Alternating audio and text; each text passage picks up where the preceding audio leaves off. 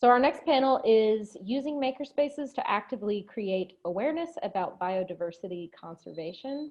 Very excited about this. It's going to be led by Abhay, and I'm going to let Abhay introduce the other four panelists. Hello, am I audible here? Yes.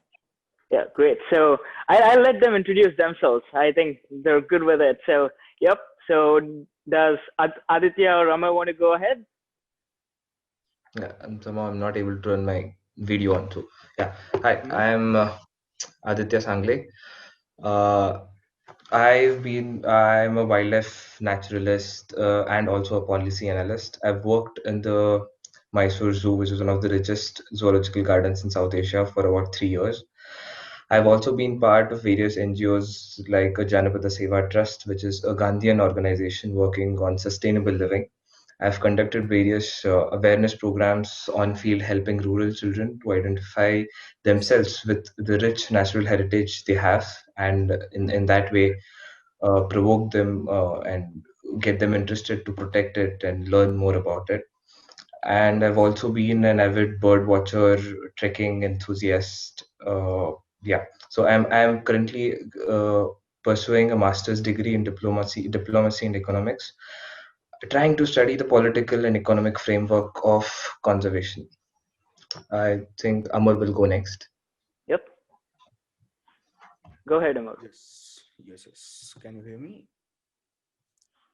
Yep, you're a little low. Yep. Is it just a bit? Mm-hmm. Yep. Go ahead. Hi all. Like, I'm Amar. I'm a wildlife photographer and a doctor by profession. I practice Ayurveda, like Indian traditional life science, and I've been a wildlife filmmaker and a photographer for a while now. And I've also been working closely with the forest department here in our state in India. I've been volunteering in many of the conferences and bird festivals, and also a lot of field activities like uh, censuses and fire lining activities and a lot of other stuff. And I also do what do you call, like, awareness drives, and I go educate children, like, and a lot more. And I'm also an avid bird watcher and a traveler. So I've been learning and exploring my bit of uh, the world. Yes. So, yep. Thanks, Amar. Mayank, Abhay, you can. Does Mayank want to go next? Go ahead. Yeah, sure. Hi everyone. My name is Mayank, and I'm from Surat, India, and I'm the co-founder of our university's library makerspace, SrishTaara. And this is actually my first time in Global Community Bio Summit, and so far it's been amazing. And this is actually my second panel. I was also part of the learning and education track in the morning. I don't know how many of you guys got that, but that was also very interesting. So I'm really looking forward to this discussion. And yeah, Abhay. Yeah, sure. So, hi all, I'm Abhay Koushik. Super glad to be a part of this Bio Summit as the Global Community Bio Fellow this year. And I was a part of the Guardianship of Ecosystems panel last year too, where I shared about the local conservation stories in my own hometown, which is Mysuru, Karnataka state, and in India. So, which is situated near one of the richest biodiversity hotspots of the world, the Western Ghats. I think it has the maximum number of tigers and elephants. Coming back to that panel presentation was also co-authored by my friend Aditya, who's here, and my cousin Amar, who's also on this panel. And I've had the privilege to learn and stay close in touch with my local biodiversity through these naturalist friends of mine. And coming back, I'm the co-founder of SrishTaara in my home university, along with my other panelists, which is Mayank SARAOGI from Jindal. So for this panel, we'll be letting Amar and Aditya to share with us some of the on-field challenges in biodiversity conservation, which are there in their own localities. So Amar, do you want to go first? Yeah, I shall. Yep. like to start with, the major challenges we face in the field is lack of education and awareness in different levels. To say, like, in general public, in children, or in the frontline staff. So that's the major problems we face. So that is what we should be countering at first, I guess. Like that should be the first step in countering the challenges in wildlife or biodiversity conservation. Right. For example, So- especially in India, like developing countries like India, we Yeah, have the front line. Go ahead. Yeah, that's what. In most of the developing countries, that would be the situation. The lack of awareness and education about the biodiversities, ecosystems, and what is around us. Right. Because like there are many other third world problems that we'll be facing. Right. So most of the frontline workers would be focused on their way of livelihood to start with. Yeah. So they lack education and awareness on the Yeah, conservation that's what. projects or the means of it. Mayank, do you want to go ahead and discuss some of the solutions that we could come up with as makerspaces? Yeah, sure. So, like Amar said, that one of the major problems is definitely education and awareness. And it's interesting because these are people who are actually involved in the actual field, who are actually involved in the field work. And this definitely is a problem for developing countries, because a lot of these people did not really get into this profession by choice. It was more by chance, right?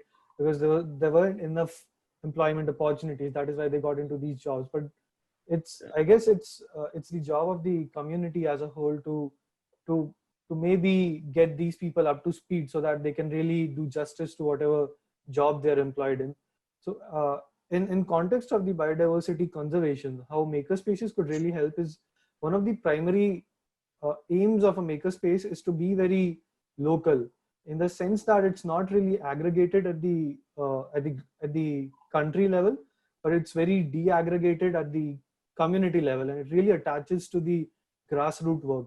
So when you have for example, when you have a makerspace in your local community, right, and the major stakeholders of these makerspaces are academicians and scientists and engineers and entrepreneurs who use the resources. So these are people who are actually aware about the scientific causality of why we should actually work towards conserving biodiversity and what are the consequences that are going to result with every action. And when we connect these people to the people who are actually doing the field work, I guess that could help us bridge the gap between the education, so to say, of these workers. If Abhay, if you want to add something to that. Right. That's well put. Again, through workshops and experiential knowledge, right? Making learning more experiential through makerspaces, be it connecting the actual biodiversity conservationists to researchers and the public, right? That's an important part. And with these frontline workers, I think we'll have to have like programs set up, designed by the engineers of the university, since our university makerspace. Yeah. So, do you want to add anything else, Amar, on this particular topic? Yeah, like that is about what you talked about is about like the what do you call the students and Right. and the general public. Like, Mm-hmm. just a minute. Right. Mm-hmm. So, am I audible? I think his internet connection is quite weak. One of the cons of doing a panel discussion virtually. Yeah. No worries. Maybe in the meanwhile, even Aditya could bring about a point. Go ahead, Aditya. Yeah, you are. Yeah, I'll go ahead with my point. So another key issue that we face in the on-ground, on-field work of biodiversity conservation or any kind of environmental activism is we lack data. So when you look at government data or information about environment and protection and status of environment, that ecosystem destruction or habitat loss that we have, it's on a national scale or a state scale, on a very large scale. But when we as activists work, we work with small communities in the city, with NGOs in the city, but largely large religious charitable organizations or something like Rotary, who have resources and manpower to come up with all the facilities they can bring in to address certain solutions. But what happens is we miss the point of not having local level data. So even if there are research conducted about biodiversity destruction, habitat loss, or reduction in number of animals or birds in the particular of the particular species, but we for sure do not know what is happening in our city or in the places around my city. So that becomes a huge a roadblock for us to go on, because even with the resources and the facilities that we can muster up with the NGOs and public support, what we end up doing is we end up putting all these resources in places that are not really effective. Like a good example would be of eucalyptus trees in India. So eucalyptus trees in India are not native to Indian ecosystem, and they are an invasive species. With an invasive species introduced during, I think, the colonial time. They were introduced for economic benefits, as eucalyptus trees grows very fast, and because it's alien to Indian landscape, they have no real predators, so it's easier for them to grow. But it also has its downside that they take up huge swaths of forest, dominate the whole landscape, and do not allow any other plants to grow. Uh, but the fact, but until a very recent, until I think 2017, what most nature groups or replanting activities did was they went and planted eucalyptus trees in places where there were less trees. This came because of the thought that eucalyptus trees grow very fast, and it's true, they do grow very fast. But the issue is they destroy the habitat, they destroy the ecosystem and dominate the whole thing. The whole biodiversity of a scrubland or a semi-arid forest is dominated by eucalyptus trees. So if we had the credible information, probably Makerspace, which is associated with a university, can give us such information, like uh, probably a bird count in the particular city. So not on a state level or a national level, but the bird count in the city of from where I come, Mysore. So if we get that data, then we can probably think on where to put our resources and to what to work on. Another example would be feeding the pigeons. In the city of Mysore, there's a huge effort made to feed the pigeons, but it has become such a nuisance that the pigeons have overpopulated and dominated the whole urban landscape. And wherever you go, you don't see barbets, you don't see uh, small pheasants, crows, or bulbuls. Everything have been replaced with pigeons, and they're multiplying in a large number because they are being fed and supported by these NGOs who think they are working for a common good. So I think Yeah. Makerspace can fill in that gap between activism and Right. credible data where they can direct their resources.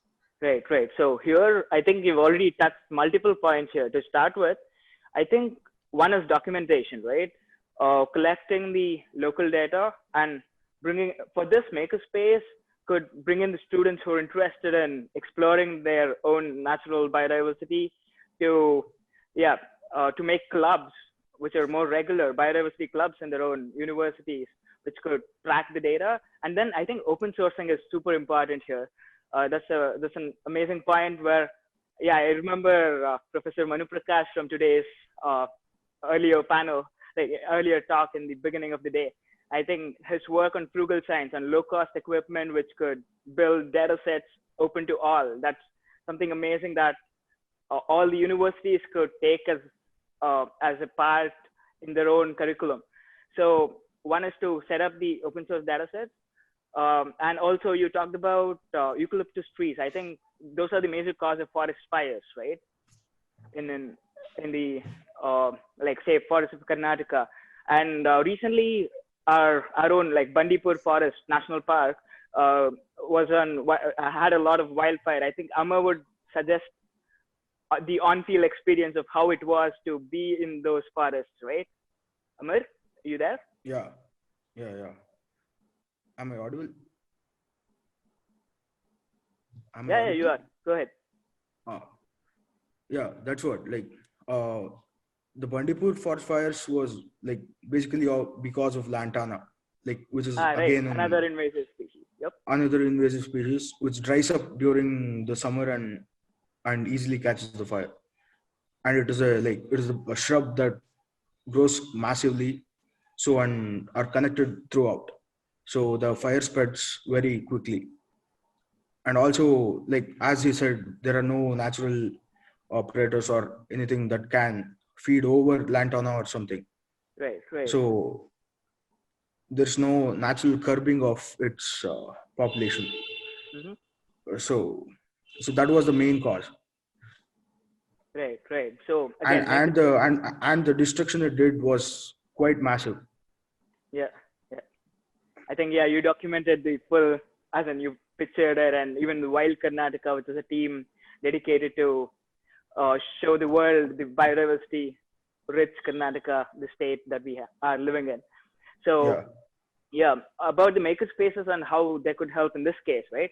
For example, many people in the universities and all over, like the public, have very little knowledge, I think, about the invasive species.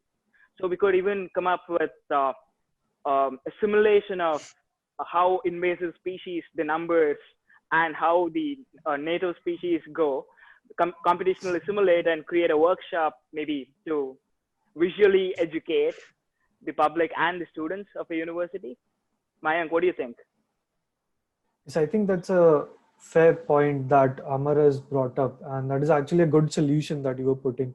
It's actually interesting that the concept of invasive species itself is very interesting, because you see the irony there that nature is harming itself because it somehow happened that there was some human intervention at some point in the past, and which resulted into consequences. Again, this is again about actions and consequences. We don't realize how subtle actions can have large scale consequences, and again, data could help it. Like Aditya said, that data could, open source data sets could really help us in the way as to track the natural occurrence of a species, and not what's happening because someone else intervened in the biodiversity, but what was the natural context in which these ecosystems actually came up to be.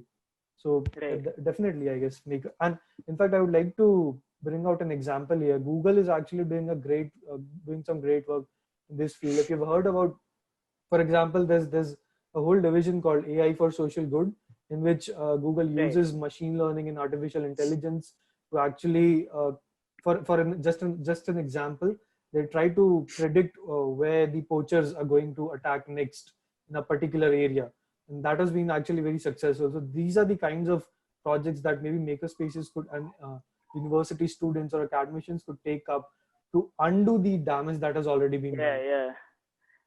Right. It's interesting because we as humans are also part of nature, but again, we have been continuously stepping across a fine line, right? And then destroying it massively. I think, awareness on how smaller human. Okay. Yeah. Continue. Right. How like human action, like some actions, how they lead to major consequences. I think the link is missing. Many people are not aware of the link of how their small actions might lead to bigger consequences, and makerspaces can definitely have, again, visual way of describing what exactly happens throughout the channel, right? This leads to this and that. I think recently at CRE, like I recently joined CRE Paris for my master's, and I had a workshop on climate change, and it was super interesting how they link them all together with the finer aspects, like from your daily activity to the massive destruction of climate change. I think it's important to keep people aware about all these. Yep. Go ahead, Amar. You had a point? Yeah. That's what, like when we're talking about the invasive species and how to like tackle that. and create awareness in general public. Like we can just start by cultivating plants and that are native to our region in our gardens. Right. Like we can start with that instead of getting some random decorative plants or anything like that. Like we can start by cultivating and growing indigenous plants. Correct. Yeah, that brings like, about your own background, right? In Ayurveda, like I'm wondering of the Indian life sciences and how medicinal plants have been cultivated as. Do you have any inputs there about native species? Yeah, that's what. Yeah, there are a lot of medicinal plants and also which are indigenous, obviously, which are biologically very important. Right. So growing them would be very helpful. Like many flowering and fruiting plants and trees that may help the local biodiversity and the ecosystem sustain itself. Correct. Start by that. Hi. And Hi, folks. Sorry to cut in, but we do have a little bit of time for folks in the audience to ask questions of the panel if they have them. Sorry for cutting you off, but I'm really fascinated by this conversation, particularly about native species and invasive species. I really think this is very cool. Oh my gosh, and Nell just brought up a really interesting point in the chat that these invasive plants could be a great source of cellulose for textiles. So I don't know. I mean, I guess for me that kind of, follows into one of the questions I have, which is like, right, like I'm always trying to think about, I live in a very urban environment. I'm in New York City, and like, what are the ways that I could make better use of, or, better interact with the ecology where I am, right? So it sounds like you guys have thought a lot about that. Great. Aditya, do you have any inputs there? Yeah, sure.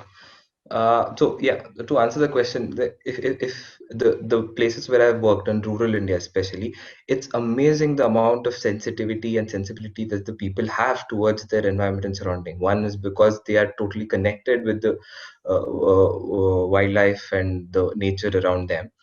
And in comparison to when I look at the kids and children, school going students in the cities, it's stark to make the difference that the sensibility and the attachment that the students here is quite less.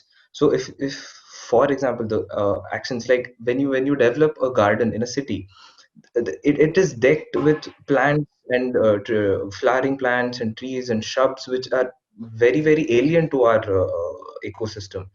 And it's surprising that yes, they look beautiful, but people don't know that these plants are actually causing harm. They can spread easily, they can go out because they have no natural predators, and they do not help any of the local birds or insects in providing shelter or food or anything.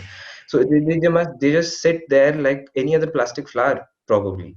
So if these small changes in the cities, that you become aware of what you're trying to plant and what you're trying to grow or invest in the name of nature and ecosystem, that goes in a long way to conserve or protect the biodiversity. Very cool. Does anyone else have any questions for our panelists? I'm looking through the gallery view to see if anyone has a hand raised. Also worth noting that you should be able to also find them on the Slack later if you have additional questions. Okay, folks. Well, I think we're gonna. Next question. I'm sorry. Oh, sorry. Go ahead. Yeah, sure. Thank you. So yeah, true that they do have a certain positive points to have invasive species because they're safe and they grow fast and all that. But we'll have to check the offsets, the harms that they bring in. For example, the lantana shrub in India. Lot of birds eat lantana fruits because it's easily available and it's fast to digest, and that way they are propagated very quickly. But the troubles that lantina brings in is that they spread so quickly and they dry up in summer, and it causes massive forest fires in the whole country. So yeah, it helps native bird species in providing a food source, but in the same process, in the same way, it also destroys large tracts of forests by burning them down. Right, right. I think yeah, we need to first understand the balance between, right? I think even Nels has a good point there. Yeah, like controlled innovation, so to call, but yeah, to understand the mechanism, right? And also, like, if you can add to that, like, we can't be harvesting those invasive species from the forest. We can't go into the forest and harvest it.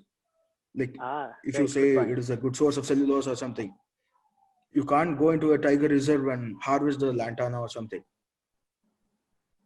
So that is not as easy as it sounds. Right, It's a right. challenge again. Right. Yep. Well, It's open for questions. Do you all have any? Yeah, we've got just a quick break before our next session. We've got 5 or 6 minutes, but if folks are interested in continuing the conversation for the next 5 or 6 minutes before the next session starts, I won't keep you from it. I think this is really interesting and really lively discussion. And to take a quick bio break myself, we're going to at 5:30 to start the breakout sessions, okay? And thank you so much to our panelists. Sure. Big round of applause. Very, very, oh, sorry, everybody froze again. No, really, really amazing panel. I really appreciated hearing all your perspectives. Thank you so much. Like, pleasure. Thank you. Thanks a lot. Thanks a lot.